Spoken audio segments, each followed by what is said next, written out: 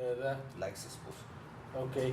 Don Juan Diego, primero que nada, agradecerle que nos atienda para hablar sobre temas nacionales. Un poco hay bastante interés en conocer qué opina Juan Diego Castro, ciertas cosas. Ha estado ausente de unos debates ahí en determinados momentos. La Cámara de Industrias, la UCAEP, querían pues, conocer su opinión en ciertos momentos, ¿no? Pero un poco los temas que se han tratado ahí son parte de nuestras inquietudes también. Primero, Esteban, con todo gusto, como siempre, me alegra mucho, me satisface mucho conversar con usted, un periodista no solo técnicamente correcto, sino éticamente también correcto, y sobre todo que me trata como ser humano. A veces algunos profesionales de la medicina, del derecho y hasta del periodismo se olvidan que su paciente o su cliente o su entrevistado también es humano. Entonces, a mí me satisface mucho conversar con usted. Y lo otro fueron los dos foros. Desafortunadamente, yo no podía asistir porque yo no sé si hay otro candidato, pero el único candidato que todavía trabaja en su oficio soy yo. Y tengo compromisos y tengo juicios. Supongo que ya a partir de octubre, que empiece la campaña, pues no podré estar en el bufete como he estado toda la vida. Yo tenía que salir del país. Sin embargo, con la Cámara de Industrias yo les expliqué, y fui antes del foro a una larga reunión con la junta directiva y otros socios, otros miembros. Sí me llamó mucho la atención que hay un señor que ustedes sacaron en portada vestido de chino, que fue embajador. Don Marco Vinicio no me saludó, me tomó unas 15 fotos y apuntaba como las calígrafas de antes, que lo hacía muy bien todo lo que yo dije. Entonces, conversamos mucho con el señor Egloff y con todos, y ya para el de la UCAEP igual se me complicó la cosa de los juicios. Hay gente, usted sabe que eso provoca también como una sensación entre clientes donde ellos contratan un servicio de un equipo, pero el viejito era yo. Sin embargo, ya eso está superado, y la invitación que me envió la Universidad Fidelitas, me parece que es en septiembre, y la acepté públicamente, y me va a hacer mucha gracia poder conversar de lo que ellos quieren. También he aprendido, Esteban, que ahora en este trance político las reglas mías se invirtieron, porque yo estaba, digamos, entrenado, acostumbrado a los debates de altura, reglados, con igualdad de armas. Ahora no, parece que la ley aquí no hay reglas, entonces también estoy listo. Okay. Muy bien, don Juan Diego, un poco son bastantes temas. Todos los que usted quiera. Entonces, y gracias por dejar grabar también, porque quiero aprovechar la entrevista para ir afinando ciertas cosas. ¿Cómo no? Un poco son bastantes temas. En algunos temas usted podrá explayarse, si lo desea. En otros, ser puntual también, ¿no? Usted me va diciendo. Para ver, podemos abarcar todo. Empecemos quizá por lo que está en boga en este momento y lo que se está discutiendo en el país, que son los pluses salariales. ¿Bajo qué criterios debería revisarse, si es que tiene que revisarse los pluses salariales en el sector público? Vea, yo quisiera, digamos, partir como de un marquito conceptual que hace la diferencia entre la posición del Partido de Integración Nacional y obviamente la de su servidor de las demás posiciones. Nosotros tenemos una visión sistémica del Estado. Todo está interconectado. Es un tejido en el que si nosotros jalamos una hebra, probablemente se deshilache o se frunza por otro lado. Entonces no queremos como tener una concepción mecanicista propia de los partidos tradicionales, que ven los problemas como temas separados, como si fuera un menú de un restaurante en donde no se debería combinar un ceviche con un gallo pinto.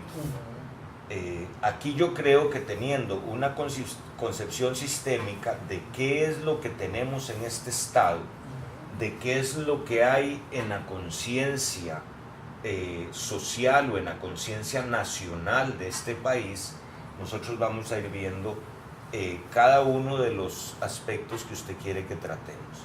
Por supuesto que todo está interrelacionado, que la política tradicional lo que hace es engañar a los electores con el cuento de las propuestas. Alguien dijo un día de estos proposiciones también, está bien. Nosotros lo vemos, Esteban, más claro o más sencillo. Nosotros no vamos a hacer propuestas. Nosotros tenemos objetivos de gobierno y como los objetivos reclaman soluciones. Y esas soluciones, como todo en la vida, las hay inmediatas, las hay de mediano plazo y de largo plazo. Y no se pueden separar. Es más, para redondear lo que le quería plantear al arranque, esto es muy parecido a lo que sucede cuando alguno de nosotros es paciente de cáncer. ¿Sí? Si usted le dicen, mire, tiene un carcinoma en su cuello, usted lo primero que pregunta es, ¿hay remedio? Y depende del médico, y depende su fe, porque un médico le dice, no, le quedan 6 meses, entonces no gastemos plata, aprovechemos. Y otro le dice, sí se puede. ¿Cuáles son las medidas inmediatas? ¿Cuáles son las medidas a mediano plazo y cuáles son las largas? Bueno, lo que me interesa es salir de la crisis. O sea, vamos a pasar por un periodo muy duro de radioterapia, de quimioterapia, de dejar de comer por la boca y comer por una manguera muchos meses. Entonces ahí no es un carcinoma, es una metástasis política y económica en este país que obviamente tenemos que empezar a tratarla por donde nosotros respiramos y por donde nosotros comemos. Entonces ahí también es donde los partidos, y le voy a decir algunos medios, que no es el caso de la República, hacen como una lista de temas como si esos fueran los importantes y me mezclan temas importantes con temas urgentes y me mezclan soluciones a largo plazo con soluciones a 100 días. Por eso me parece, habiendo sobrevivido, gracias a Dios, a un cáncer, que hay algo que es vital. ¿Cuál es el plan que nosotros tenemos para enfrentar la enfermedad? O sea, ¿de qué tamaño, como los físicos que trabajan en los equipos hospitalarios para definir cómo va a ser la radioterapia, de qué intensidad es el rayo, a qué profundidad y por cuánto tiempo? Eso mismo nos lleva, digamos, a la visión sistémica que tenemos nosotros para plantear esto al electorado, de cuán grave es la lesión que existe en todos estos aspectos. Pero ¿dónde es lo que los oncólogos llaman, dónde se inició el efecto de balas de cañón? O sea, ¿cuál fue el primer cañonazo que despelotó todo eso? Pero vamos a dejarlo en cada una de las respuestas. En cuanto al desempleo, perdón, a los pluses salariales, que obviamente están reglados de muchas maneras. Nosotros no tenemos solo una normativa para regular los salarios de los funcionarios públicos. Curiosamente, a nivel privado, el asunto es muy sencillo. Hay un consejo de salarios y ese consejo dice de cuándo es el aumento. Los privados pueden poner otras condiciones, desde la gente que ocupa puestos de mando muy altos, en donde les van a dar carro, casa, educación de los hijos. Y con los empleados públicos tenemos varias leyes, entre esas al servicio civil, que no tiene a la mayoría de los funcionarios públicos, y una serie de convenciones, y una serie de normativas específicas, por ejemplo, cómo se calculan los salarios de los médicos, cómo se van entrelazando toda esa maraña de pluses o de aumentos automáticos o de los mismos cálculos en que se basan. Y lo otro es lo que las partes convienen a través de las convenciones colectivas. Pero ¿por qué se da eso, Esteban? Porque hay una concepción mecanicista, una concepción insular del Estado y de la sociedad. Entonces hemos ido haciendo leyes para cada sector. Correcto. Y también lo vemos en la empresa privada. Esta ley es para proteger a los industriales, a los otros. ¿Cómo resolverlo? ¿Cómo resolverlo? Habría que de repente hacer un borrón y cuenta nueva, respetar lo que ya hay, y a partir de acá usted entra bajo esta y esta. Vea qué interesante lo que usted me plantea, precisamente es lo que decíamos. Nosotros no podemos empezar con la cirugía plástica antes de sacar el tumor. Nosotros tenemos que entrar al tumor. ¿Qué me genera esos efectos de cañón? Bueno, me lo genera la posición que han mantenido los partidos políticos hasta ahora, que no quieren resolverlo y que son los que produjeron todos esos cancercitos jurídicos que le van dando allí. ¿Cómo hay que hacerlo? Hay medidas de corto plazo. Señores, ¿cuáles son las leyes y cómo se regulan todos estos aumentos? El presidente tiene un instrumental republicano para resolver esto a nivel jurídico. Tiene las directrices, tiene los decretos, puede presentar reformas de ley, puede plantear nuevas leyes y hasta podría plantear reformas constitucionales y solicitar un referéndum. Entonces, si yo tengo todas estas leyes que me establecen esos pluses, señores, ¿qué es lo que nosotros vamos a hacer? Y aquí hay muchas opciones, pero ¿dónde está la trampa en esto, Esteban? Es que el presidente no puede arreglar eso solo. ¿Cuál es la diferencia entre nuestro planteamiento de los partidos tradicionales? Es que nosotros tampoco vamos a caer en el truco de que el presidente puede arreglar solo las cosas. Por eso yo he dicho, yo voy a ser el diputado 58, y algunos colegas suyos me dicen, y la división de poderes, eso es otra trampa, porque el presidente, antes que ser presidente, es ciudadano, y si usted como ciudadano puede ir a las barras de la asamblea o a una comisión, porque el presidente no le puede ir a decir a todos los diputados, señores, vean, este es el esquema que tenemos, ¿cómo lo vamos a hacer? Bueno, ahí hay quien dice que de acuerdo con los resultados y objetivos de cada institución o ministerio. Seamos serios. Usted sabe, Esteban, cómo se califica el desempeño de nuestros funcionarios.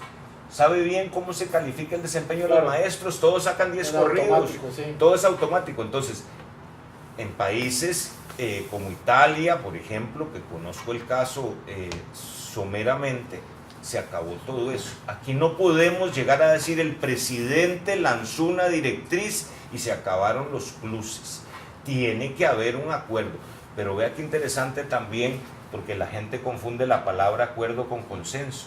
Consenso es imposible en la democracia. Tiene que haber un acuerdo sensato de las mayorías. Señores, esto es lo que tenemos, nosotros vamos a poner estas reglas. Ahora, ¿dónde ha estado el gran lío? Que nadie ha querido entrarle al tema. Entonces yo le puedo decir ahora, sí, mire, vamos a congelar las anualidades, o vamos a reducir las horas extras también. El problema al final, y esa es la ventaja que nosotros tenemos también, es que solo tiene una forma de resolverse, es política y jurídicamente. Nosotros podemos decirle, sí, muy bien, vamos a revisar todo el esquema normativo. Y como abogado yo le respondo muy fácil, ¿quiere que se resuelva todo eso? Hay que reformar 2 artículos de la Constitución y se acabó. ¿verdad? Quiere que toda la gente esté en el servicio civil, vamos a reformar la ley del servicio civil. Ahora, la conciencia política permite esas grandes reformas. Lo podremos lograr. Los equipos que van a estar en el Ministerio de Trabajo y los equipos que tiene la empresa privada y los equipos que tienen los sindicatos y los equipos que tiene el resto de la ciudadanía, ¿qué es lo que van a hacer? No hay una receta mágica, Esteban, para esto. O sea, son tantas leyes, como hay tantas leyes presupuestarias, o sea, aquí todo el presupuesto está amarrado, cada cosa por ley. O sea, el gran problema es que hay un gran desbaratamiento estructural sistémico y no se puede resolver si no conocemos los datos. ¿Sí? Pregúntele a cualquier candidato, señores, cuáles normas y cuántas son y cuáles hay que reformar. Okay, entonces usted puntualmente plantea utilizar el instrumental jurídico disponible. Uno, conversar. No. Para llegar a un acuerdo. Aprovechar todos los instrumentos, para ser más preciso. Okay. Perdonen que volvamos un poquito para atrás. Si Aprovechar el presidente puede resolver asuntos mediante directriz, está claro, va a hacerse, y eso es rápido. Correcto. Habrá cosas que no pueden. No es mucho, no es Entiendo que, por ejemplo, una convención colectiva tiene rango de ley. Sí. Y la única manera es que hubiese una reforma desde la Constitución y tal. Pero vea, lo otro, los decretos. Sí, a través de decretos el presidente puede decir, señores, vamos a regular todo esto que se puede en este momento. O sea, estas son las condiciones. Esas evaluaciones del desempeño se van a hacer de esta manera. ¿Cómo se hacen las evaluaciones? Vea, por ejemplo, aquí el caso de los médicos y las enfermeras que van a hacer el internado. Están comprando exámenes a empresas extranjeras. ¿Cómo vamos a evaluar eso? El presidente, ¿por qué no va a alguna oficina de vez en cuando y le dice, mire, yo vengo a evaluarlo usted, don Esteban, que es el encargado de expropiaciones? Cuénteme, ¿cuántas expropiaciones están sin notificar? O sea, tiene que cambiarse el estilo y tiene que abrirse esa gran conversación que usted dijo, pero no para convencer a todo el mundo, sino para tomar decisiones. Para tomar decisiones, claro, que es el gran problema aquí. O sea, ¿qué decisiones tomó este gobierno? ¿Qué decisiones tomó Laura? Y ahora que abordemos los otros temas de empleo y desempleo y eso, son decisiones. Son objetivos, son soluciones. Yo a usted le puedo tener una propuesta preciosa diciéndole, miren, y de hecho las estamos armando y las tenemos. Estas son las leyes que hay que corregir. Aquí no es un problema de más leyes, al contrario, es de menos leyes. All right. Muy bien. Entonces, don Juan Diego, ¿qué tal le hacemos una pausa para que atienda aquí al caballero monje? El único que manda aquí es usted, Esteban. No, don Juan Diego, usted... Tal vez una cosita. Sí, señor. Que no quiero dejarlo, aunque se va a amarrar con otros temas. La forma en que va creciendo la planilla estatal, por supuesto que tiene un impacto en todo el tejido económico y social. O sea, es uno de los disparadores del déficit fiscal y del gasto. Entonces sí es importante que exista un parámetro normativo en donde esos incentivos salariales sirvan para levantar la producción del Estado. Correcto. Usted habla de revisar las leyes, tomar decisiones, algunas por ahí, hacer un diálogo, pero un diálogo que busque acuerdos, no que se queden comisiones de notables, que son un libro de este tamaño que no sirve para nada. Y que se tomen decisiones.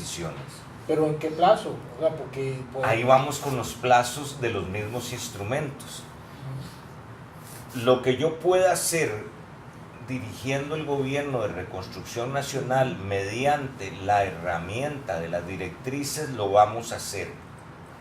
Pienso que por directrices podemos decirle a toda una estructura que está metastásica, con mandos medios vitalicios, que no le permiten a los buenos funcionarios subir porque ahí hay hasta que se pensione o se muera, con mandos medios que no saben o no quieren calificar a los demás funcionarios. Pero yo pienso que con una directriz, salvo algunas leyes específicas, se puede decir ahora el sistema de evaluación del desempeño aquí va a ser de esta manera.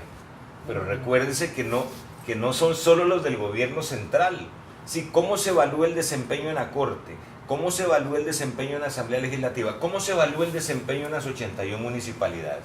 Entonces, lo que el Poder Ejecutivo en el gobierno central pueda hacer por directriz, inclusive podría coincidir con un objetivo alcanzable en poco plazo o en el corto plazo, como es rediseñar vía directriz los mecanismos de evaluación del desempeño y que realmente funcionen. A través del decreto, ahí sí, vamos a ver, tal vez para que quede todavía más preciso, la directriz la firma el presidente. Por supuesto que con el trabajo de todo su equipo, sus ministros, etc. El decreto, salvo un caso histórico aquí que condenaron a un ministro y no condenaron al presidente, el decreto lo firman el presidente y el ministro. Y hay que dar un plazo, una audiencia primero de 5 días para que la gente lo sepa, la directriz no.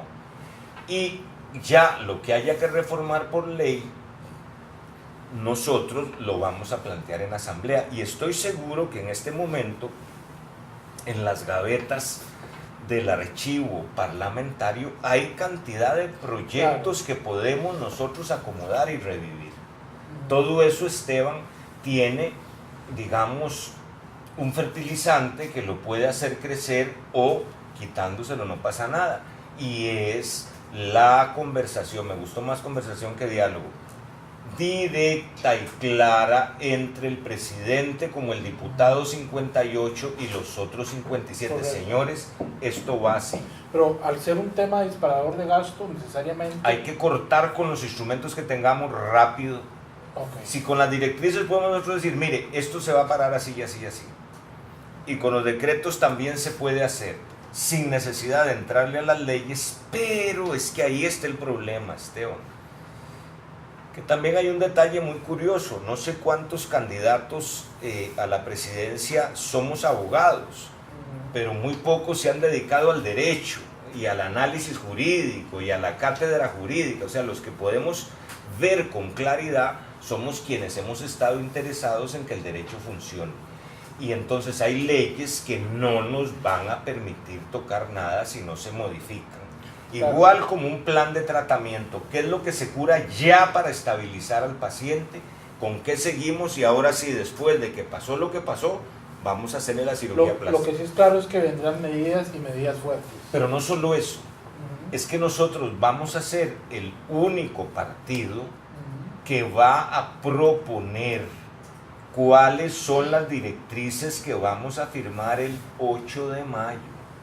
¿Cuáles son los decretos que vamos a dar audiencia a partir del 8 de mayo?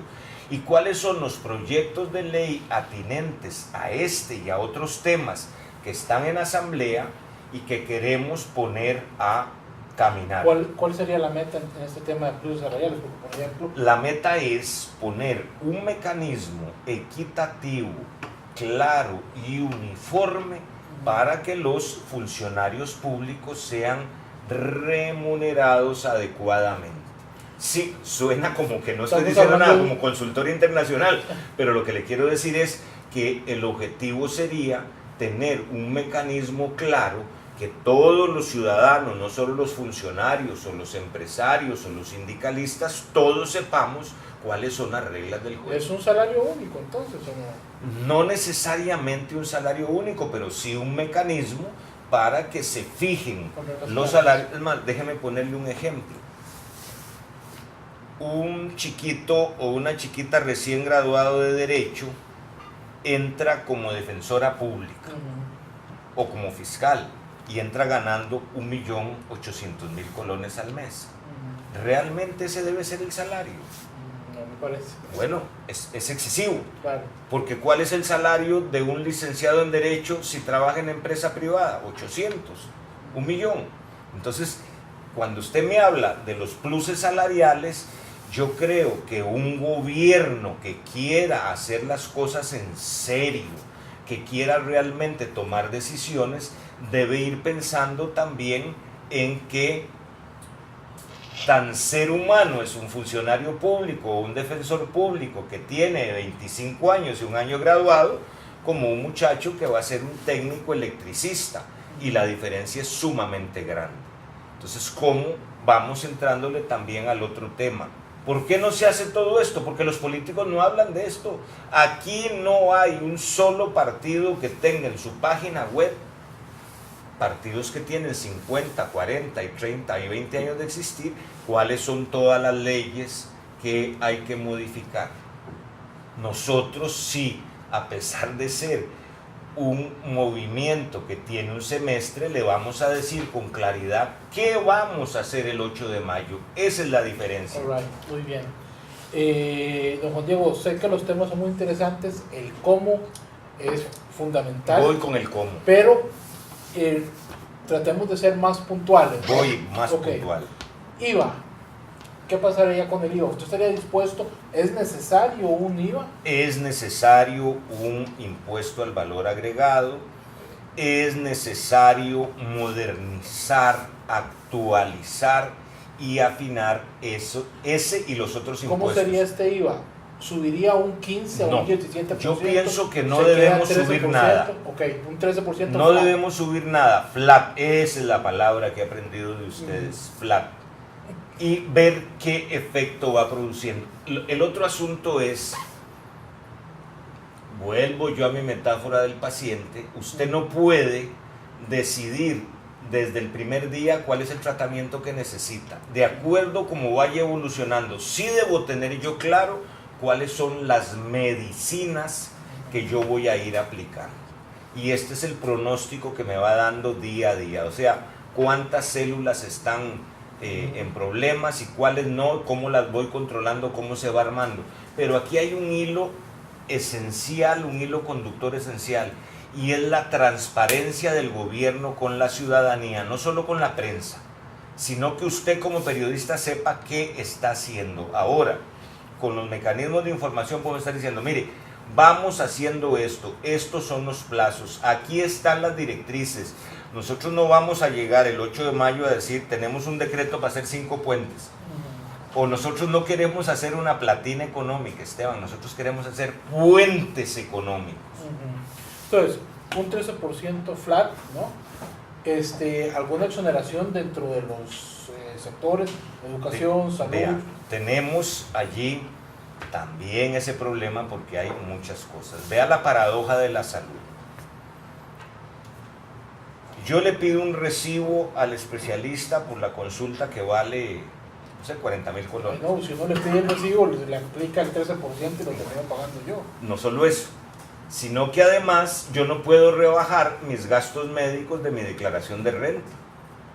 Entonces empecemos a jugar de manera justa. O sea, si yo tengo que pagar un tratamiento que es muy costoso, porque aquí los corruptos de la caja no tenían el acelerador lineal que yo necesitaba para no quedar mutilado con la radioterapia, yo no puedo rebajar esos gastos. O sea, si yo voy a pagar impuestos, pues se lo están cobrando, claro, me lo cobran 2 veces. Entonces, precisamente ese IVA nos va a permitir que yo todos los insumos que necesito para la producción, si yo soy abogado periodista, ¿cuál es la máquina? Y si la máquina se echa a perder, y tengo que repararla, eso se debe rebajar. Entonces tiene que existir ese criterio. En salud privada y educación. Y educación. Ok, solamente esos dos sectores. ¿Qué? ¿Exoneraría? No, yo no los exoneraría. Entonces. No, es que ahí fue que se me Vamos a ver, usted me está diciendo, yo creo que debe ponerse un impuesto al valor agregado parejo. Para todo. Para todo. Educación privada, salud privada. Educación privada, salud privada, con la consecuencia que tiene que si yo tengo gastos en medicinas y en salud privada, eso se va a rebajar como gasto deducible de mi impuesto de renta. Del impuesto de renta, ¿verdad? Que si yo soy, por ejemplo... Si es que pago renta. Vamos a eso. No todos pagan renta. Vamos a eso. Si yo, todo eso nos lleva al problema general tributario. O sea, ¿cómo es posible que en la tributación directa se perdieran 12,000 expedientes de cobros ejecutivos, de cobros judiciales? O sea, tiene que existir un sistema tributario consistente, transparente y eficiente. Entonces, si usted gastó en una intervención, ¿verdad?, quirúrgica, le pagó al médico y le pagan mucho dinero, ese señor debe pagar impuesto de rentas y usted paga el impuesto de ventas. Claro, entiendo. Sobre el tema de la renta. Es que usted me dio dos opciones para las exoneraciones. Ajá. Hay una que es muy importante y que no mencionamos. Es definir bien la canasta básica. Okay. Es definir bien dentro de esa canasta básica no solo las verduras, el arroz, los frijoles y la manteca, sino que monto la electricidad, que monto el teléfono. ¿Cómo puedo yo deducir todo eso que esté exonerado? ¿El transporte público cómo va a funcionar? ¿Le va a poner un impuesto al tiquete? No. O sea, entonces los bienes de la canasta básica, Bien. una nueva, Claro, 2.0. claro, pero una canasta básica 3.0, que no sea una canasta básica de miseria, que sea una canasta básica, o sea, el tema de la canasta básica debe ser para una familia media, clase media. Es que no todo el mundo tiene eso, no importa, pero tiene que ser una canasta básica en serio. Okay. Muy bien, en cuanto a la renta, ¿está dispuesto a subir, bueno, en primera parte, la renta que pagan los asalariados profesionales, establecer nuevos criterios? Sí. Volvemos a una palabra que puede ser muy difusa, pero que es muy importante. Hay que actualizar y modernizar los impuestos. Nosotros tenemos que ver cuáles son los mecanismos. Inclusive no me suena eso del impuesto escalonado, que si llega tanto, tanto, que si llega tanto, tanto. No. Hay países que ya han inventado o que ya tienen en funcionamiento sistemas tributarios modernos, ágiles, claros y equitativos. Y por supuesto que eso nos lleva a esa regulación, que el país sepa cuánto es lo que yo voy a pagar, por qué, cómo y cómo, en la medida en que se vaya mejorando la situación económica estatal, esos impuestos, como en muchos países del mundo, tienden a bajar. Ustedes serían temporales. Claro. Un aumento, Claro. en la renta individual. Claro. Sería... Más que aumento es un ajuste y decir, mire, los vamos a poner de manera que no estén con esos criterios de que si llegó a 10, entonces el señor va a hacer dos sociedades. Usted propone un ajuste, debajo la señal que estoy haciendo, un ajuste hacia arriba. No necesariamente, no necesariamente. Yo no aumentaría impuestos, yo buscaría las fórmulas para que esto se acomode. Sí, ahora, tomamos estas medidas, ¿qué efecto tiene? O necesitamos ahora, por todo este desastre de decenios, y tienen que aumentar. O sea, de alguna manera debe ingresar más dinero al Estado. Pero ¿dónde está otra de las trampas? ¿En qué lo van a gastar estos muchachos que gobiernan? Okay. Entonces tendría que haber un sistema de rendición de cuentas para ver si se está utilizando bien los recursos. Pero un sistema en serio. Okay. Un sistema en serio, un sistema que esté en internet, que yo sepa qué está pasando. Por ejemplo, ¿por qué yo tengo una bolsa de 800 o más millones de dólares para hacer infraestructura? ¿Cuánto estoy pagando hoy al día de esos impuestos y el incompetente e inútil CONAVI no sabe cómo invertir? Correcto. En cuanto a la renta global y renta mundial. Renta global, renta mundial. Mire, yo creo que eso sería lo correcto. Pero volvemos al tema de los cómo y los cuántos. ¿Sí? ¿Cuáles son los parámetros? ¿Cuáles son los porcentajes? ¿Cuáles son los criterios que vamos a poner? Eso lleva también a algunos sectores a decir, no, mire, porque lo que yo me gano afuera no cuenta aquí. ¿Y por qué si admiramos tanto a los Estados Unidos, nosotros en tantas cosas no nos atrevemos a decir que si yo soy norteamericano y me gano un peso en Tailandia y un peso en Costa Rica y un peso en los Estados Unidos, pago impuestos? Ahora, ¿cuántos son los que se ganan un peso en Tailandia y otro en los Estados Unidos? Entonces, pero sí hay que revisarlas, hay que ponerlas en práctica. Hay que revisarlas, hay que tener Lo que pasa, Esteban, es que cuáles son los planes que hay. Un país en serio no puede planificar para 3 años. O sea, si nosotros decimos que vamos a gobernar en serio, que vamos a reconstruir Costa Rica, los planes nuestros no son hasta el 2021, 18 a 21, 3 años antes, no. Ni vamos a perder tiempo, insisto en eso. Desde el día 1 vamos a ponerle ¿cómo se llama? El clic a las directrices en el sistema que tiene el presidente para firmar decretos y todo automático, y desde ahí funciona. ¿Usted cree que si tiene usted una visión clara, una propuesta clara de las cosas que va a hacer, ¿no?, tendrá viabilidad estos cambios en renta individual? Porque es que para no, vamos a ver, volvemos al mismo esquema de corto, mediano, largo y todavía más allá de largo. Directrices, decretos, reformas de ley. Los impuestos son materia de ley, o sea, de reserva de ley. No puede el presidente tocarlos. Tendremos la conciencia y la voluntad de hacer esos ajustes. Ahí es donde viene un nuevo estilo de gobierno. El presidente diputado 58, que no va a ir a negociar por debajo de la mesa, que va a negociar delante de la prensa y las cámaras con los diputados, que va a negociar delante de todos los cibernautas que quieran oír en streaming lo que está pasando. Entonces, sí, señores, eso es materia de ley, eso no lo puede hacer solo el presidente. El presidente puede impulsarlo. Ok, pero sí lo va a impulsar. Ah, por supuesto, pero partiendo de ¿qué?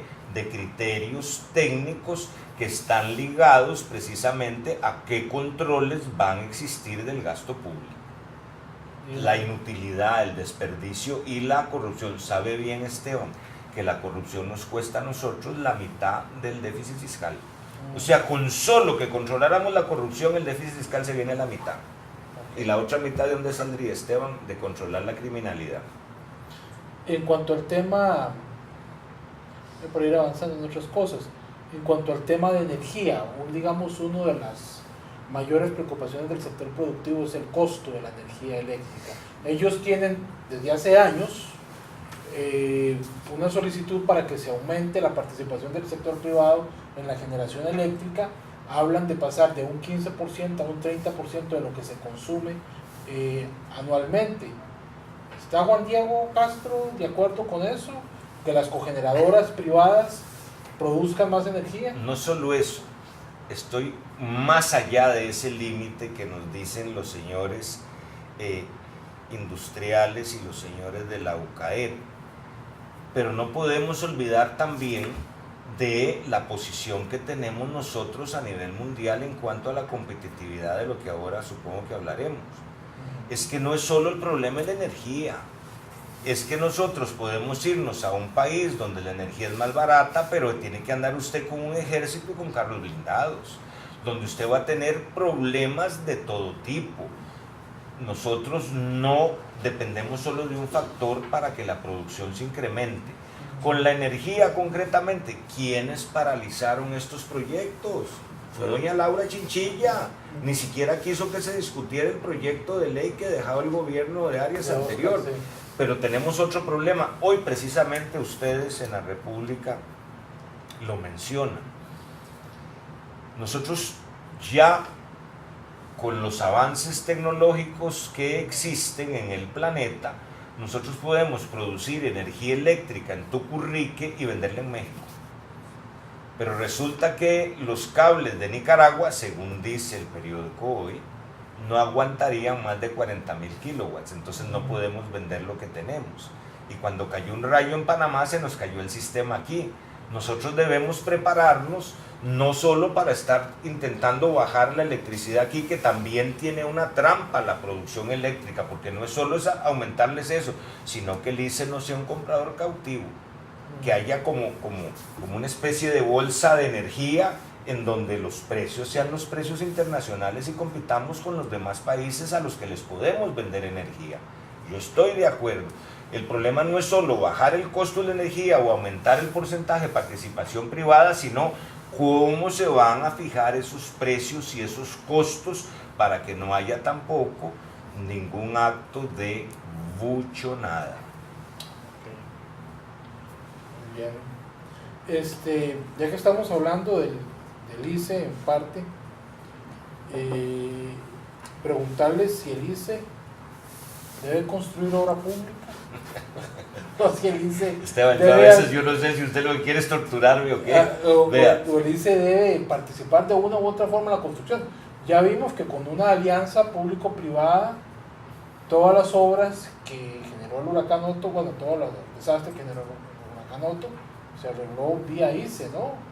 Y al mismo tiempo nos dicen en la asamblea que proyectos hidroeléctricos salieron doblemente caros por los atrasos del ICE. Vea, ahí también hay una serie de falacias con la que los políticos no nos dan los datos de manera clara. Me dice, mire, que a Alice le costó muy claro hacer el último proyecto hidroeléctrico. Y señores, ¿y cuánto han costado esas carreteras en San Carlos? Y la pifia, y la trocha. O sea, perdón, aquí no es que con el ICE cueste caro o muy caro. No. Es que aquí usted ve, por ejemplo, el túnel y el puente de San Sebastián y da cólera ver que lo hicieron mal y que siguen las presas y que ahí está la constructora soldando y por Dios, tienes 4 o 5 meses de inaugurado. O sea, el gran problema que hay aquí es que no planificamos y no controlamos esas obras como lo haría una empresa pública, privada o una alianza entre ambas en cualquier parte del mundo. Entonces, si nosotros vamos a construir una represa con el ICE tiene que ajustarse a los controles. Mire lo que hizo, por ejemplo, la Compañía Nacional de Fuerza y Luz, donde aquello nos costó un montón. Pero no son solo ellos. Ve el costo de nuestras carreteras, la tal pifia. Lo más curioso es que en esa pifia, otra empresa había ofrecido el valor. Correcto. Y la diferencia de 12 o 13 millones de dólares, ¿por qué se la dieron a la otra? Pero bueno, que sea el ICE el que construye o no construye, a mí no me parece relevante. Puede construir el que sea. ¿Y por qué no nos dedicamos entonces a abrir esas contrataciones como lo hacen los países civilizados? ¿A cuál es la empresa que nos la puede hacer más rápido y de menor costo? Y que el ICE participe ahí. Y todo el mundo, pero que compitan en serio. Es que cuando hablamos... Pero digamos, el ICE se atrasa, ¿quién paga el costo? El ICE. No, el Estado. Es que esa es la trampa. Porque eso es lo que claro, pasa, o sea, digamos. Claro, es que vea qué difícil que es. Una empresa privada se atrasa, pagan multas. La empresa privada. Exacto. Claro, pero entonces nosotros tenemos que decidirnos. El ICE va a participar. Es como el Estado no quiebra. Entonces muy bonito con el tema de las pensiones y eso. Mire, en la corte dicen... No se me sale. Pero nada más de huelga, taca. Nuestro sistema funciona perfectamente. Quítele el aval del Estado y lo hacen un sistema privado. Aquí es, ¿cuáles son las reglas del juego en las construcciones, Esteban? El ICE no podemos convertirlo en el constructor por ser el ICE. Si hay otra forma de hacerlos mejor y a menor costo, que compita. Ok, pero en este momento no. Es que no sé si pueden corregir todas las tortas y las cosas que no saben hacer y lo van a hacer bien. A lo mejor, habiendo hecho eso tan caro, ya aprendieron a llevar los controles y las auditorías y las cosas. Ok, pero... Deme solo un minutito, okay. ya. Sí, señor. Ok, entonces usted me dice que el ICE debería competir, ¿verdad? Aquí hay obras que reclama este país, Esteban, y que otros países que las hicieron tienen la fórmula. Son las alianzas público-privadas, inclusive las alianzas públicos-públicas. Vea toda la plata que tienen las municipalidades, etcétera. Si el ICE es muy bueno haciendo caños, puta, que coticen en las municipalidades. Y bueno, pero vuelvo a la pregunta. Si el ICE gana una licitación pública, ¿verdad?, para construir una carretera, digamos. Un edificio como el nuevo que hizo. Ok, y a final de cuentas el ICE se atrasa, ¿quién paga eso? El Estado. Claro, lo pagan los contribuyentes, ese es el riesgo. Ahora, ¿podría el ICE tener una estructura que le permita competir como una empresa privada y responder? Es que es muy bonito tener una empresa que construye, igual como tener un régimen de pensiones, que digo yo, nadie me lo toque, pero el Estado es el fiador. No. Yo pienso que para las obras que vienen, si existe el mecanismo de las alianzas APP, públicas privadas o públicas, etcétera, etcétera, y el ICE nos puede garantizar que esa obra se va a construir de manera competitiva y que tiene cómo responder por los atrasos sin que se aumenten los impuestos, y maravilloso. Sí, pero es que el ICE se fondea vía tarifas. Hay una trampa. Entonces, vía claro, tarifas, entonces no, pero vea qué bueno lo que usted dice. Si el ICE construye carreteras y le va mal, nos va a aumentar la luz o los teléfonos. Esa es la consecuencia lógica. Entonces no. Entonces no. ¿Ya? No, entonces no, por una razón muy sencilla. Okay. Si el ICE tiene el mecanismo institucional que le permita hacer esos negocios sin irnos a cobrar un colón más en la luz o un colón más en los teléfonos, explíquenos cómo lo va a hacer. Entonces, ahora, hay otra cosa. Si el ICE tiene ingenieros muy buenos para hacer las obras, entonces, señores, diséñenlo y lo construimos con otra gente.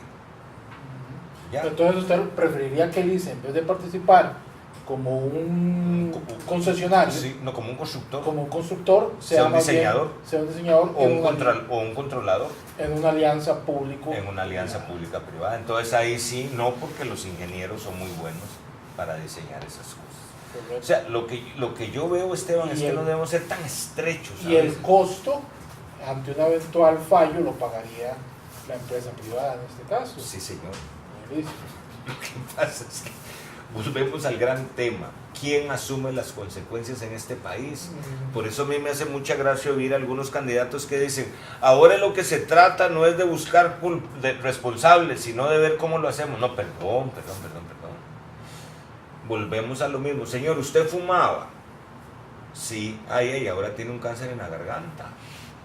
No fumaba, entonces puede ser que su cáncer sea menos importante, pero siempre es dónde se originó. No es para hacer cacerías de brujas, no, es para no volver a repetir ese fallo. Correcto. Entonces, a favor de las alianzas público-privadas. Totalmente a favor. Ok, ¿y la concesión como modelo? Concesión de obra pública como modelo con un consejo de concesiones que funcione, porque ahí también hay que hacer ajustes. Okay. Y hay que hacer ajustes porque, ¿y cuáles son las concesiones que tenemos, Esteban? Por favor, 2, 3. Sí, son poquitas. Bueno, y todavía 27, vamos a otra ironía. La ruta 27, tienen los planos y todo para ampliarla, y hay alguna oficina pública que lo tiene todo parado. No, es ideológico, ahí hay un clavo, hay un pique. Hay un clavo ideológico que lo tiene parado, ¿no? Usted no tendría ningún, ¿cómo que se llama? No lo frenaría ahí. No, los que somos abogados, no con carnet, sino que hemos estado metidos en la discusión, aplicación y desarrollo del derecho, y lo hemos sufrido, entendemos que las reglas y las normas no son de piedra, precisamente el derecho nuestro se ha hecho un monstruo tan grande como nuestras instituciones, porque no han estado revisándolas, ajustándolas con un criterio dinámico. Aquí con las concesiones que dicen, señores, ¿qué ha pasado? O sea, si el Estado tomó una decisión de concesionar el tren, por ejemplo, eso digo. Vamos al tren y lo vamos a concesionar. Ahora sí, es que vea que es lo que a mí realmente me da una mezcla de rabia y tristeza. Si ya hay países que inventaron esto, ¿por qué nosotros no lo hacemos igual? Sí, no hay que buscar soluciones. El tren, en este caso, usted iría por medio de una concesión. Sí, porque no le veo otra salida económica. Exacto. Y estoy totalmente en contra de un metro y de soluciones que existen en otros países que ya lo tienen hecho. Entonces sería como muy caro no aprovechar lo que tienen, pero yo me imagino una sola estación de metro, el tiempo que nos va a tomar. ¿Y lo caro que es? Bueno, los millones, no decirlo, Pero imagínense si con el puente este redondo de San Sebastián lo hicimos mal, una estación de metro con lo que hay que invertir, o sea, no funciona económicamente. Un tren de alta velocidad eléctrico entre San Ramón y Paraíso o entre Cartago y Alajuela, usted tiene allí ligado con otras cosas como terminales multimodales, oiga qué palabrita, donde todos los buses de la parte norte lleguen a Alajuela, todos los buses de la parte sur lleguen a la Lima Cartago, y ahí están los trenes que vienen y usted ve una ciudad o una gran área metropolitana desalojada. Entonces, o sea, volvemos al mismo concepto de tejido y el concepto sistémico. Arregle una parte para que vea cómo se arreglen las otras. ¿Esto tendría paso de desnivel, este tren que usted propone? Vea, esas cuestiones técnicas yo se las dejo a los técnicos. Y le voy a decir, como usted lo sabe y lo publicó La República, ya están los estudios, el ANAME los tiene, o sea, volvemos al mismo tema, Esteban. El gran problema es que aquí los partidos no toman decisiones porque quieren ganar las elecciones que siguen. Entonces vamos a sabotear a este. Nosotros no vamos a gobernar para 3 años. Ok, Uber. Uber, el de los 100 carros del diputado. Más o menos. Vea, aquí hay otro problema de legalidad. Antes todos los presidentes, para ser presidentes, eran abogados. Ahora, como ya los abogados no trabajan en derecho y son empresarios o bananeros o políticos, Uber funciona de manera ilegal. Han tratado de legalizar otras cosas, los porteadores, los piratas. Tenemos muchos modos de transporte público. Liguémoslo a la pregunta anterior. Imagínese ese tren funcionando ya como un balazo entre Alajuela y Cartago. O sea, ahí las cosas se van. Claro que guarde el carro, que guarde el carro, que taca. El Uber, los taxistas, los rojos, los amarillos, los verdes, los Uber. Hay taxistas que trabajan ya en el carro rojo como Uber y como taxistas. Señores, hay una realidad y es una realidad tecnológica que hay que ajustar nuestras leyes, pero con reglas justas y volviendo al tema de la calidad del servicio. La gente dice, si yo le digo a un taxista rojo que me lleve y son 10 cuadras, no me lleva, aunque esté lloviendo, mientras que el Uber me regala un confite. ¿Cómo se regula? ¿Cómo se pagan los impuestos de los señores de Uber? ¿Quiénes son los que están en Uber? ¿Cómo es? ¿Qué declaración de renta están haciendo los señores de Uber? No es simplemente decir, ¿está a favor o en contra? No, yo estoy a favor de elevar la calidad de vida de los costarricenses. ¿Uber lo está haciendo de manera legal? No. ¿Los taxistas infringen la ley? Sí, señor, muchas veces. Porque la ley de transporte público dice que aunque sea 100 varas me tiene que llevar. Entonces el tema de legalidad, de interpretación y de aplicación de la ley con Uber es muy sencillo, es ilegal. Ya el gobierno salió ahí con algo. Correcto, pero hay que resolverlo. Volvemos al mismo tema de Uber, con todos estos temas. ¿Por qué en este país de 26,000 abogados no se han puesto los partidos tradicionales que tienen todos esos abogados a buscar soluciones jurídicas prácticas y sensatas? ¿Por qué? Porque tenemos un país totalmente insular donde tiene esta ley para este sector, este para otro, y entonces los que financian al partido que gana, ese partido y ese gobierno es para esa isla. Correcto. En días pasados, don Juan Diego, hubo un informe de la OCDE que a nosotros nos pareció, no sé si decirle, ponerse a llorar, ¿verdad? Porque decía que Costa Rica es el que gasta más dinero porcentualmente del PIB en educación en relación con los países de la OCDE, y uno no ve los resultados. O sea, cuando usted dice que Costa Rica gasta más plata que Japón, no es que la gasta, es que la bota. Uno dice, bueno, aquí se está efectivamente botando el dinero. Entonces, ¿cómo elevar la calidad de la enseñanza pública, hay que evaluar a los maestros a través de organismos externos. Hoy dice don Miguel Agüero en la República, Okay, en la Machaca, que ya ahora la que manda en este país es la OCDE. Vea, la educación es uno de los temas vitales para nosotros, pero aquí hay problemas urgentes que resolver. Urgentes. O sea, usted ve lo que está diciendo la gente y es el desempleo, es el costo de la vida, es la inseguridad, es la infraestructura. Esos son los cánceres que hay que sacar rápido. La educación nos puede dar tiempo, pero no hay que dejarla que se haga cáncer, porque ahí también hay un foco de desperdicio de impuestos. Mucho dinero, ¿no? Muchos impuestos. Pero no solo es ese desperdicio, que es lo grave de la educación, Esteban. Es que estamos secando a las próximas generaciones con una educación que no los lleva a ningún lado. Con una educación, como nosotros lo hemos planteado, que no nos da las tres cosas más importantes de la educación: ser felices, ser sanos y ser honrados.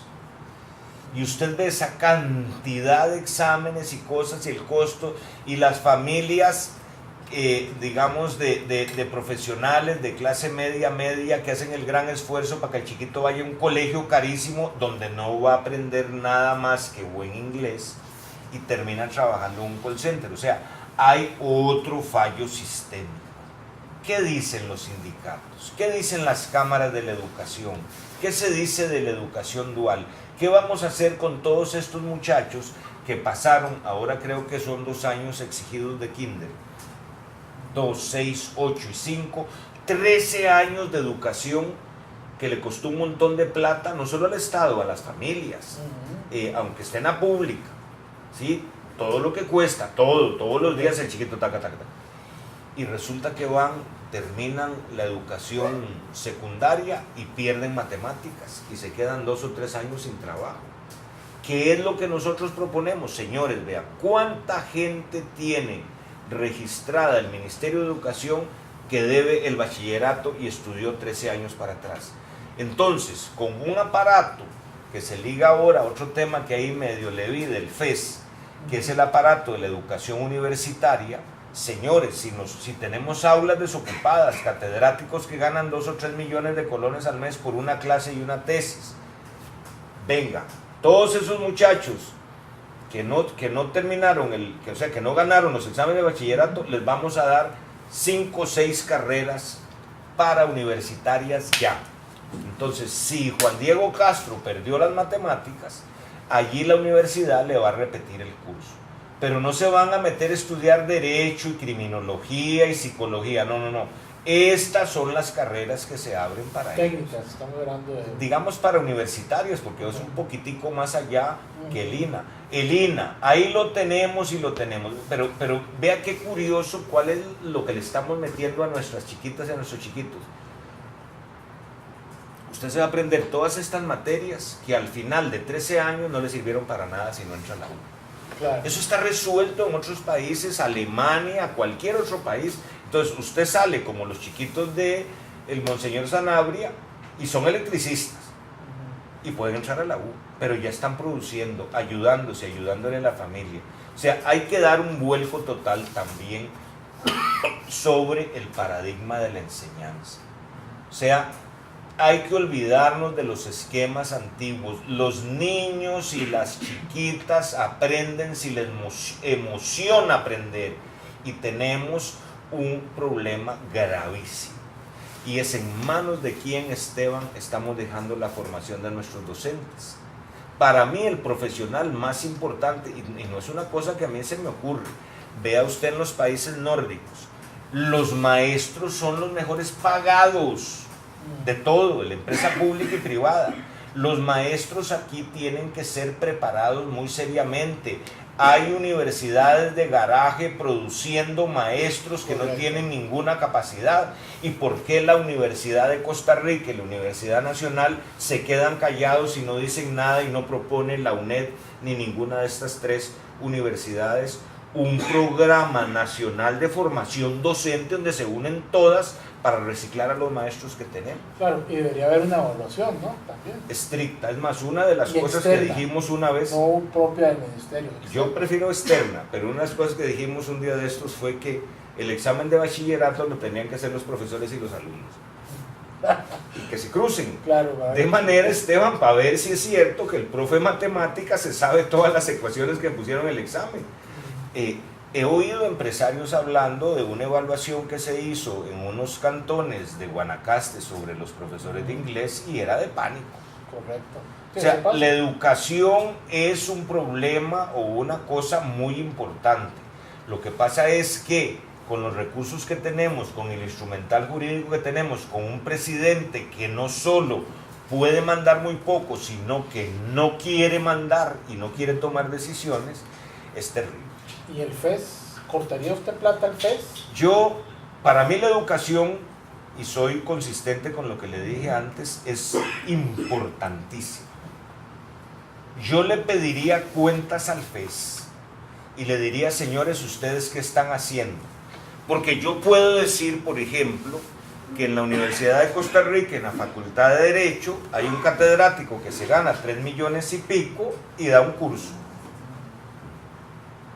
Y en otras facultades, donde la universidad le pagó la beca en Europa para el doctorado y tal, como hacía la corte antes, él trabaja 4 o 5 años y da 1 o 2 cursos y el señor a veces ni llega a las clases.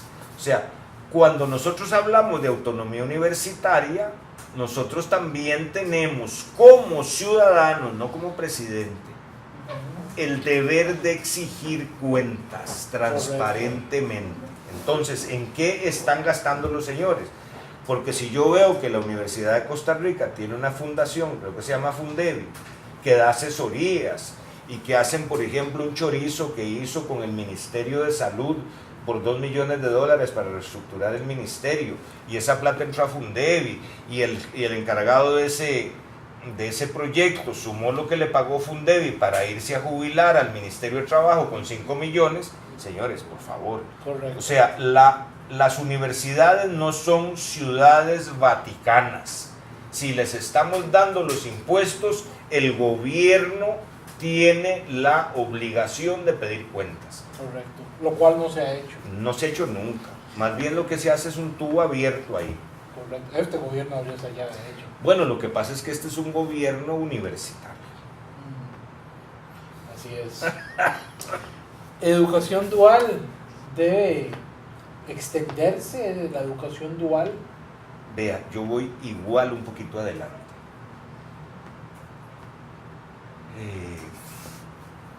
He estado muy dedicado al tema de la educación y la pedagogía, más digamos que por placer. El mundo ha cambiado. Usted ve escuelas ya en Barcelona que de primer a tercer grado no hay separación entre los chiquitos. O sea, se está cambiando totalmente la neuropedagogía, todos los avances que se están dando para que los niños, por ejemplo, en los países nórdicos, los chiquitos no leen ni escriben hasta los 7 años.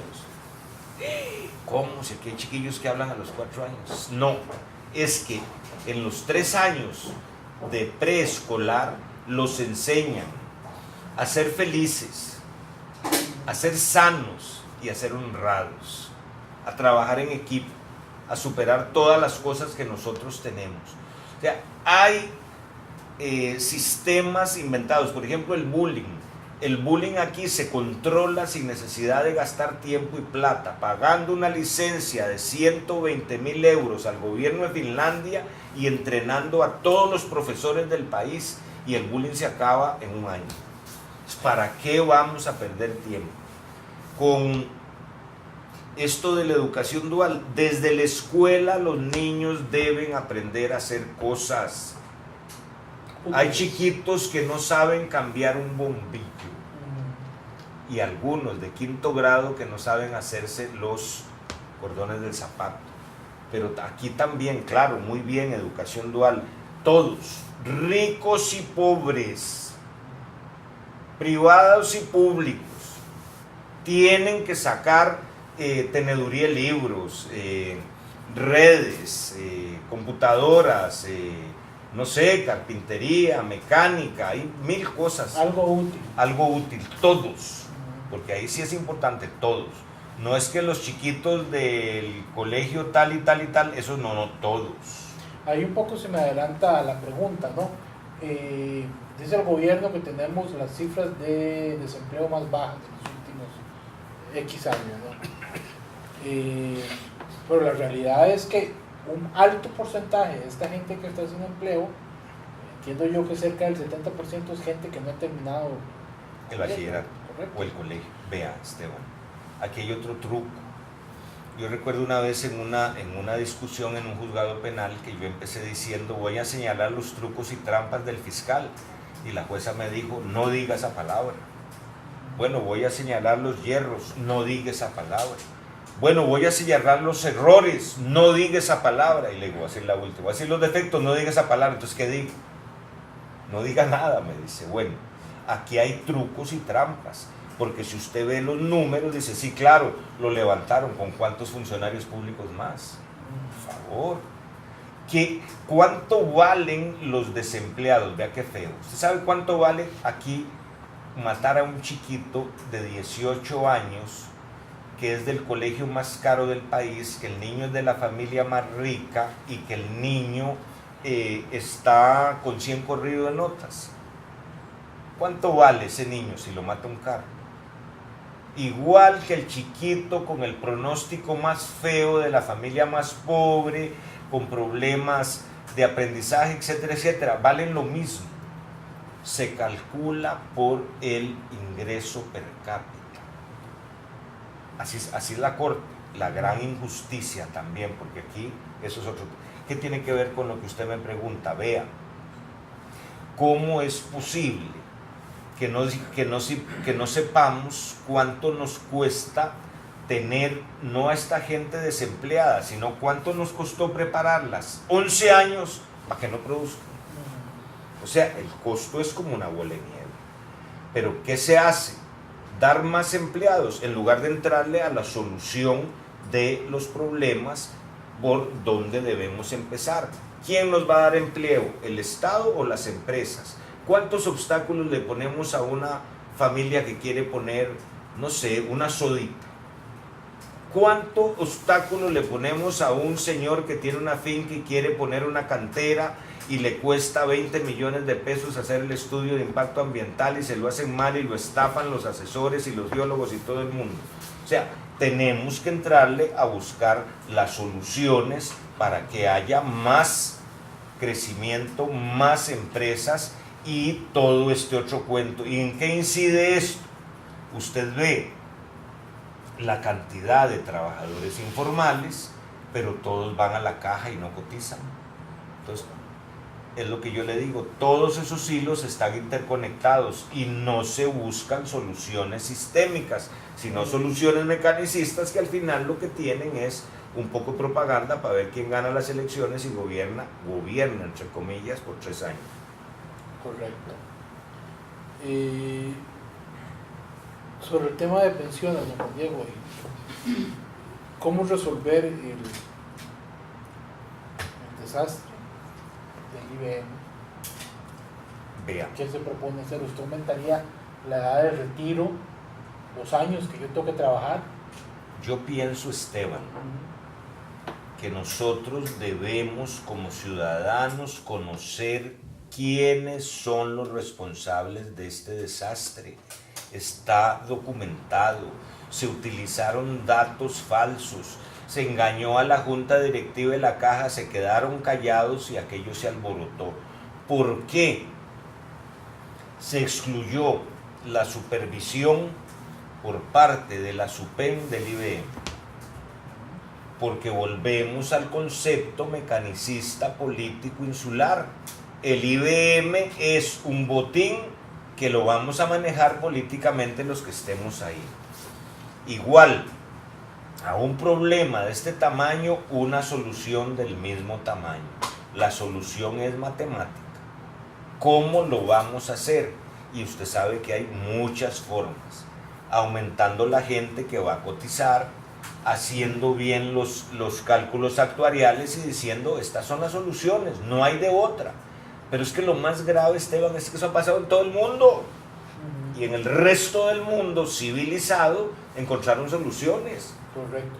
Pero digamos, en la situación que tenemos ahorita, serán necesariamente incrementar la edad. Soluciones duras. Mire, yo no sé si van a ser duras o no, pero sí necesitamos soluciones serias. Soluciones que nos digan, en este momento, señores, esto alcanza para tanto. ¿Y quiénes nos van a decir eso? Los técnicos de la SUPEN. Correcto. Esto es lo que hay que hacer. ¿Qué otras opciones existen? Y hablemos claro. Pero es que ahí es donde estamos. O sea, los técnicos de la SUPEN contradicen lo que dice la caja. Sí. Luego metieron a la UCR, trajeron un argentino que se llevó una plata. Claro, millones. Y al final, estamos todos asustados y no se toman decisiones. Bueno, usted ahora, me está diciendo... Alguien tiene que tener la verdad y una única verdad. O sea, no todo el mundo puede tener la verdad. Y una verdad que resulta redundante y simpática, una verdad verdadera. Y esa verdad verdadera es matemática. Estos son los datos, aquí está esto, estos son los hechos. ¿Cuáles soluciones son? Soluciones duras, soluciones, ¿cómo se llama? Suavecitas, o soluciones blandengues líquidas. Usted como presidente de la República, ¿en qué plazo tomaría una decisión? Porque usted me dice, un técnico, hay que dejárselo a los técnicos, un técnico... Dejar a los técnicos que me den los datos, por eso, que tomen la decisión. Por eso, dejar a los técnicos... Que me den el diagnóstico. Para que me digan, exacto, sí. Pero ¿en qué plazo tiene que estar ese informe? Y a partir de aquí yo voy con esto y ahí salados. Claro, no, pero no solo salados, es que ahí volvemos a lo mismo. ¿Cuál es mi caja de cambios política? Tengo la cuarta, directrices, la segunda, decreto, la tercera, reformas legales, la segunda, reformas legales, y la primera, reformas constitucionales. ¿Hasta dónde me da esa marcha para que yo resuelva los problemas? O sea, yo soy como pensaría el médico. Señores, estos son los tratamientos que yo tengo. El tratamiento severo, que es cirugía, se llama reforma constitucional. El tratamiento de darle así unos líquidos muy poderosos son reformas legales. Y el tratamiento de darle algo para el dolorcito de panza va a ser el decreto. Y para quitarle la náusea es la directriz. Aspirina, claro. Entonces, ¿cómo yo utilizo esa caja de cambios para ver cuál es la marcha que puedo dirigir en el carro del gobierno? Correcto. ¿Y cómo la logro pasar de cuarta a primera? Solo hay una manera aquí en este momento: que el presidente sea el diputado 58 y le llegue a decir a los diputados: mire, don Franco, usted me está parando este proyecto. Es que el problema es que la división de poderes aquí se malentendió. No, la división de poderes es que cada poder tiene sus rangos, que no existe, porque el Poder Judicial tiene todos los poderes.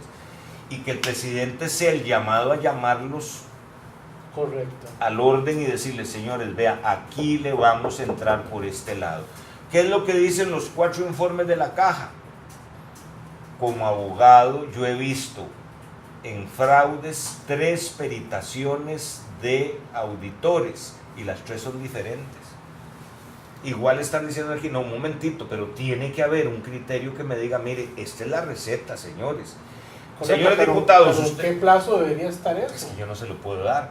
Yo lo que le puedo decir a ustedes es que las directrices que estén para poner orden hasta donde de ese ámbito de aplicación de ese instrumento jurídico serán a partir del 8. Correcto. Entonces, que los decretos que yo pueda hacer, inclusive vamos a adelantarle algo: si yo puedo dejar de nombrar juntas directivas en CONAVI, en la Caja y en las instituciones y presidentes ejecutivos, yo no los voy a nombrar. ¿Y quién se va a hacer cargo los de gerentes.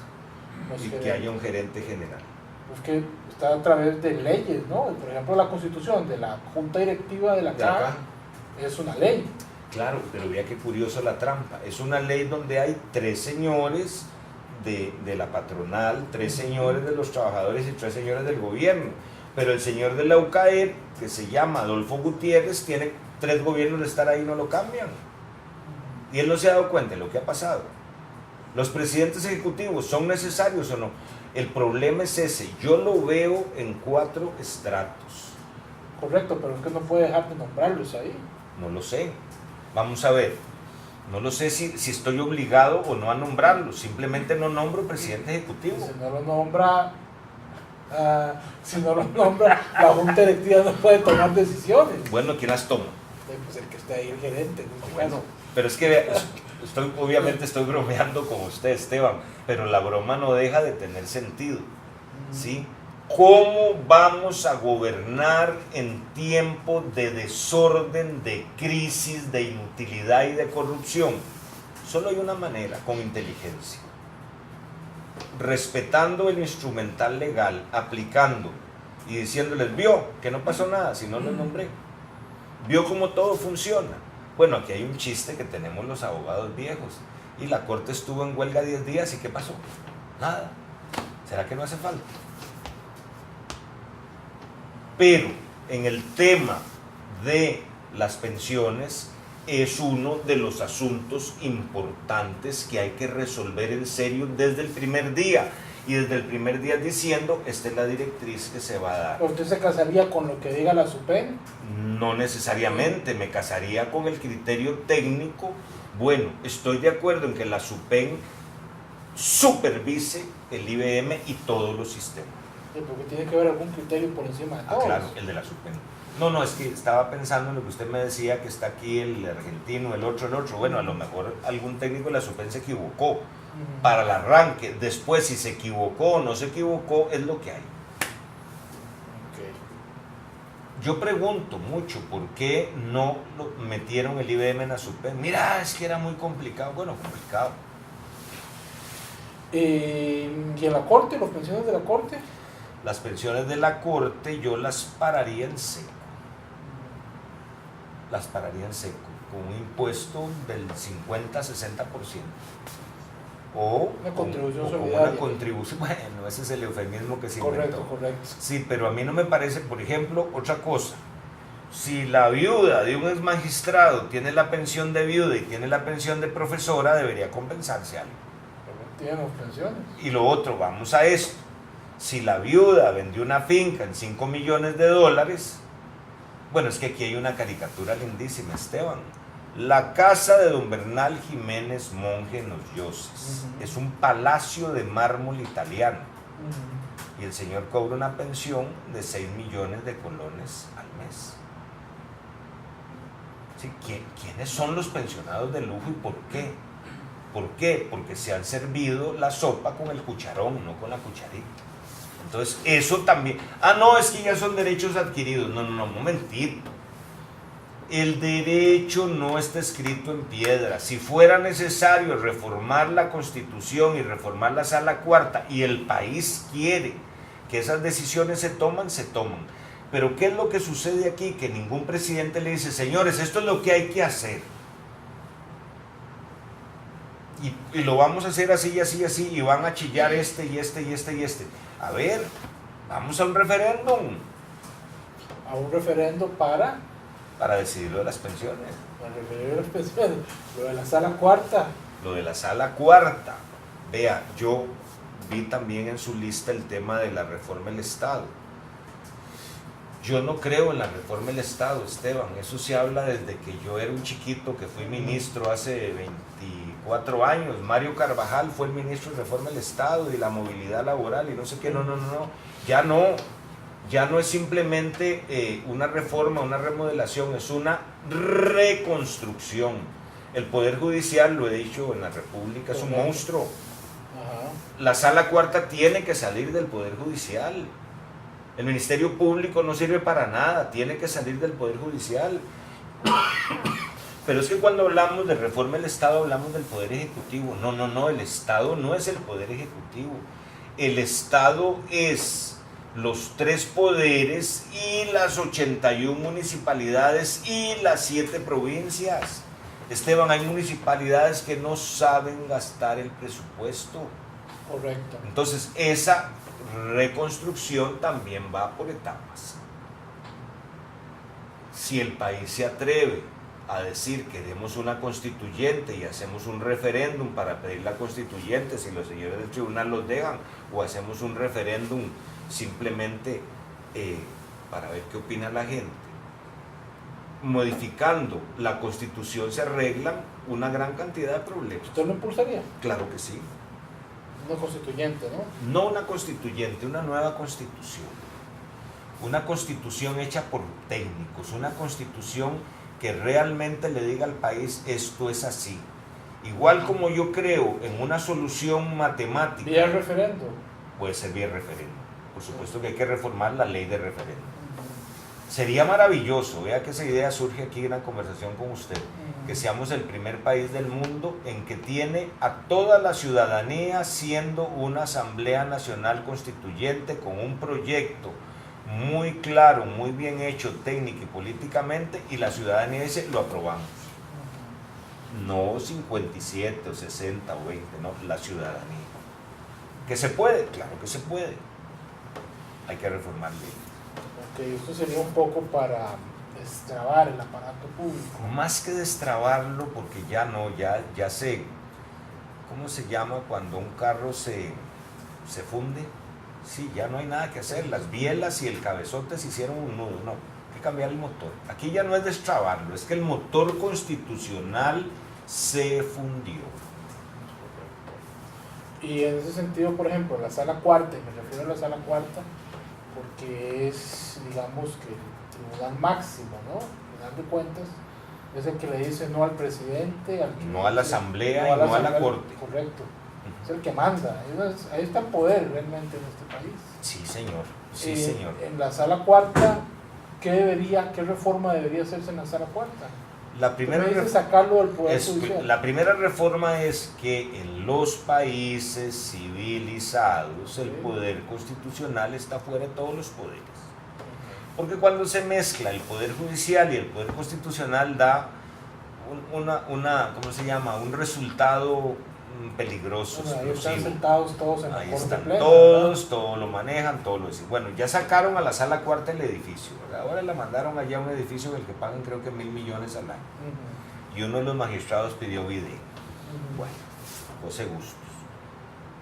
Lo primero es fuera del poder judicial. Lo segundo es redefinir sus potestades y funciones para que no se nos esté paralizando todo.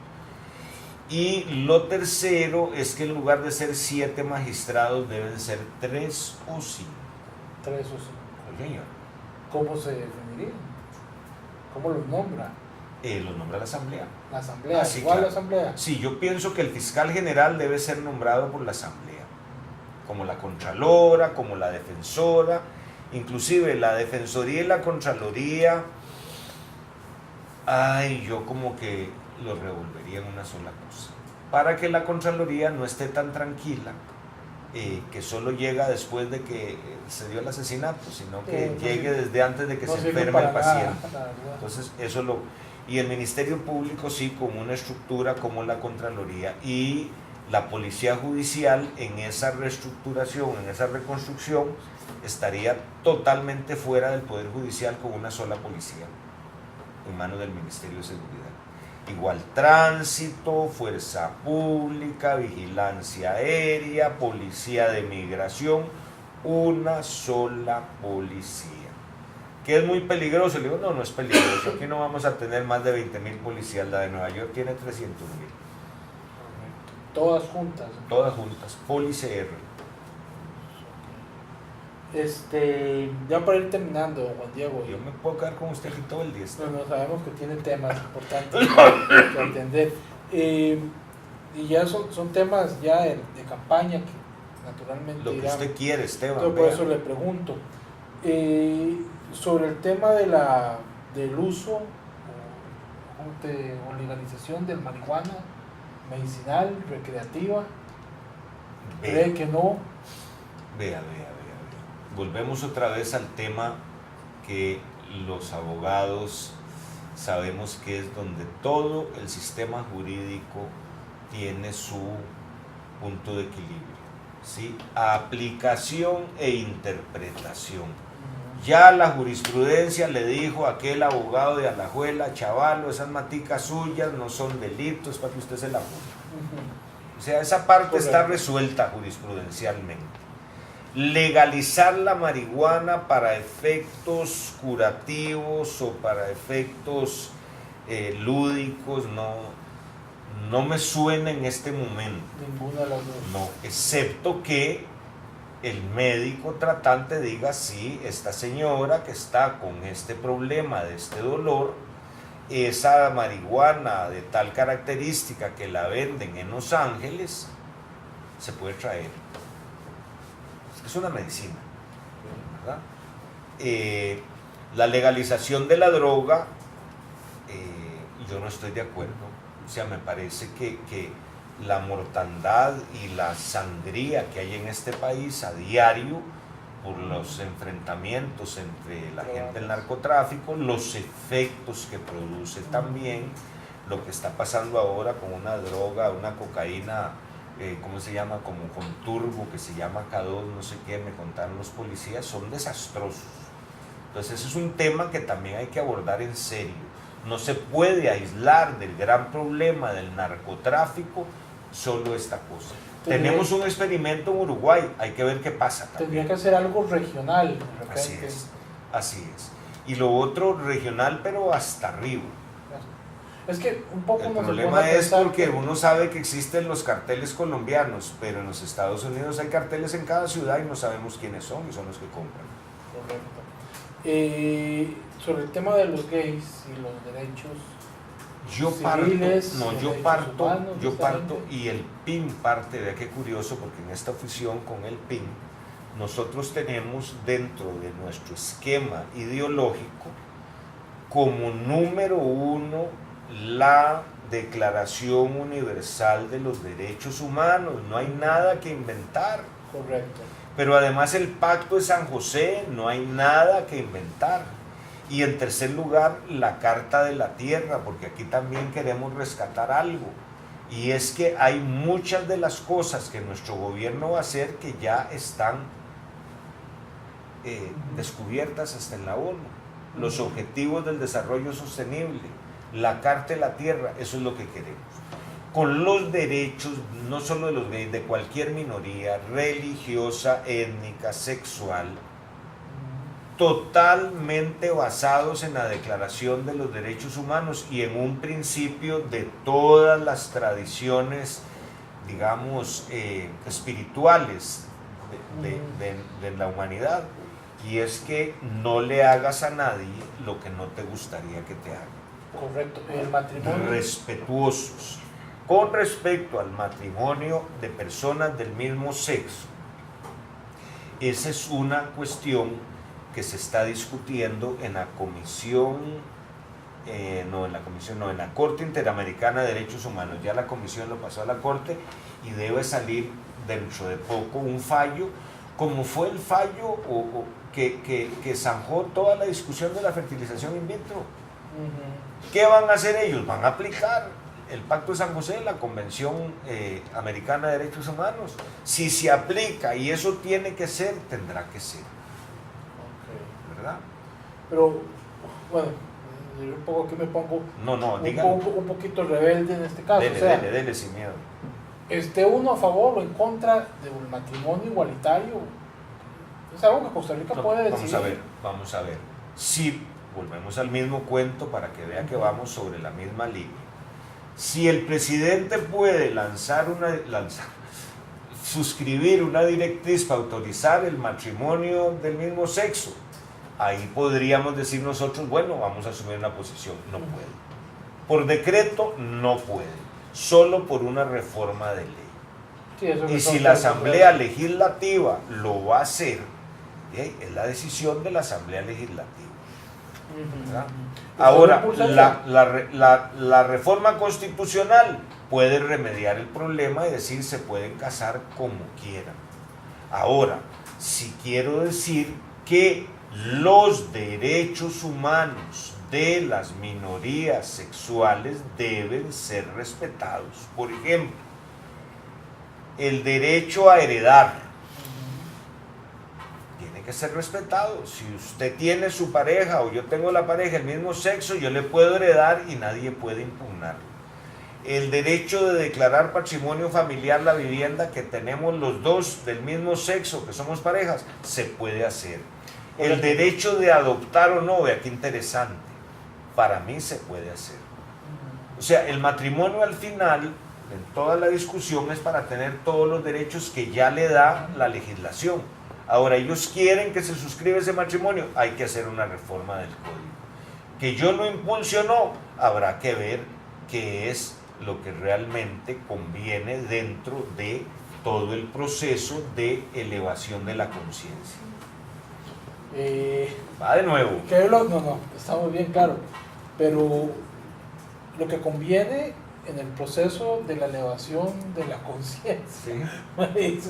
No, es que si los diputados no tienen conciencia no pasa nada. Ni ese ni ningún Pero proyecto. usted sí estaría a favor. Es que un poco ustedes, los periodistas, quieren que yo diga si estoy a favor o en contra del matrimonio del mismo sexo. Entonces yo le voy a contestar con toda franqueza. Hasta hoy yo estoy feliz siendo heterosexual, ¿verdad? O sea, no pienso casarme hasta hoy. Esteban no se sienta acosado con alguien del mismo sexo. Pero yo soy sumamente respetuoso de las decisiones de la gente mientras esas decisiones no afecten mis derechos. ¿Y en qué me afecta que se casen dos señoras o dos señores? En nada. En nada. A mí no me afecta en nada. No es uno de los temas que me desvele proponer. Me desvela proponer reformas de otros temas. Yo lo entiendo también. Lo que pasa es que hay un electorado, y lo conversábamos ahora, sí, antes de la... No, pero para ser muy concreto, Esteban, yo no le estoy dando la respuesta.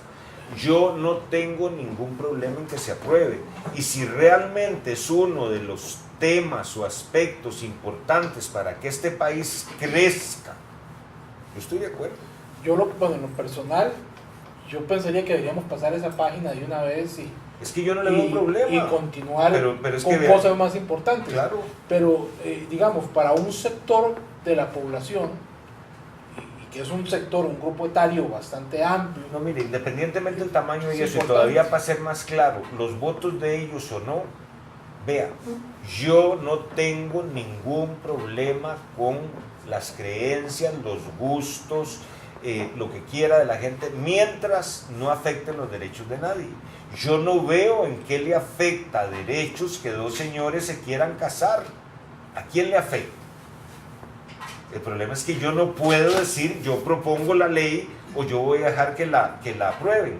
Yo la propongo y sencillamente, imagínese ahora con esa alianza Liberación Cristianos, esa ley no va a pasar nunca. No. Y además hay que entenderlo en un contexto nacional. Yo no le veo lío, vean, eso yo soy súper amplio. Inclusive si quieren proponer el matrimonio de tres me parecería maravilloso. Como la poetisa rusa. Pero el problema es, ¿quieren casarse en tres? Me parece lindo. Sí, no, pero en serio. Okay. ¿Cómo va a ser? No sé, 3 señoras, 3 señores, 1 o 2. Y me acuerdo de una vez de un chiste que hubo porque un político famoso se metió en un jacuzzi con Elizalde y unas damas. Y usted nada más combine 2 damas, 2 señores y da para hacer que media docena en combinación. Yo no le veo lío a eso. Lo otro que también es muy importante es que tenemos un país muy conservador en esos temas, y aunque haya un grupo importante, pues ese grupo también debería asumir posiciones y tener un partido. Tener un partido, ellos deberían tener un partido y decir, mire, vamos a ir a pelear por estos derechos en un partido. Tener candidatos a diputados de ese grupo, yo no le veo problema. Bueno, este gobierno empezó su toma de posesión con una pareja homosexual de uno de los ministros. ¿Y qué dijo la gente? Nada. O sea, el mundo está cambiando mucho, muy rápido. Okay. Llegaremos a esa decisión. Igual le digo, ¿y por qué no aceptamos matrimonios de 3? El asunto está bueno, y otra cosa con las adopciones me dicen, Es que qué horror que una pareja del mismo sexo adopte una criatura. Un momentito. ¿Sabe cuántas criaturas llegan agredidas al hospital de niños todos los días por parejas heterosexuales? ¿Sabe cuántas? 7. Todos los días. Todos los días. 7 niños agredidos. O sea, esos son temas. A mí me preocupan muchísimo los temas económicos y los temas jurídicos. Porque ahí es donde yo puedo utilizar mi instrumental jurídico y político para decir, ve, esta es la operación que hay que hacer, esta es la solución. Lo que pasa es que tengo desde el, ¿cómo se llama?, el cubiertico de las directrices que puede servir para cortar, el cuchillito filoso de los decretos y el cuchillo eléctrico de la ley, pero además tengo la motosierra de la reforma constitucional. Okay. Y todo esto va a ser transversal. Transversal. Ese es el gran tema durante toda la entrevista. Esto va a ser transversal a todos los Sí, señor. No solo eso, sino que es como un tejido con la urdimbre y la trama. La urdimbre nuestra van a ser 5 ejes que son la espiritualidad, la educación, la economía, la salud y la seguridad, cruzados por los mismos. O sea, queremos banca ética, queremos desarrollo sostenible, queremos seguridad basada en el principio ético de no le haga a nadie lo que no le gusta que le hagan y asuma las consecuencias de sus actos. Pero también con una agenda de lo importante. O sea, yo aquí podemos hablar de 20, 10, 30 temas. ¿Cuáles son los 5 temas importantes? Y ahí es donde vamos a entrar porque es lo que urge, es lo que me tiene a la patria en shock. Muy bien, don Juan Diego. Para nada, Esteban, yo siempre aprendo y disfruto mucho con usted, con todo y lo salvaje y simpático que es al mismo tiempo. Al contrario, yo disfruto mucho las conversatorias, don Juan Diego.